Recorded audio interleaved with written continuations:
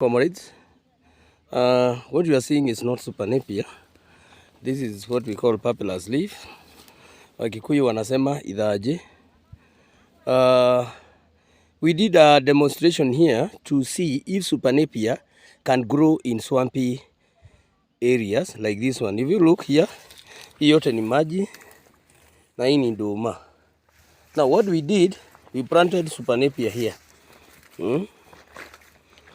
This one.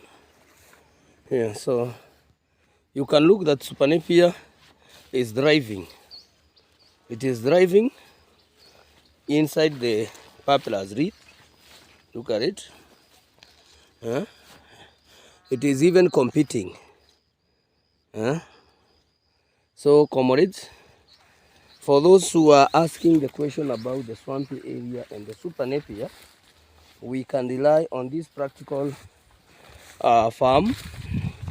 Even this one, this is super napier, and this one has colonized. You cannot see reeds in the area that the super napier is. So already super napier has colonized the reeds.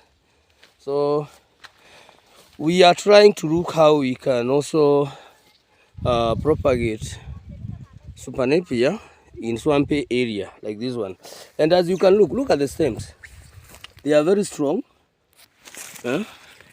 This is super napier and this is reed.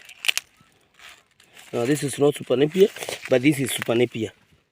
So comrade, we are still doing the practicals and we shall see what will happen if we do away with the papyrus reed and then we plant green farm, a swampy area, the super napier, and we look if super napier can be an option in swampy area. So let us keep learning.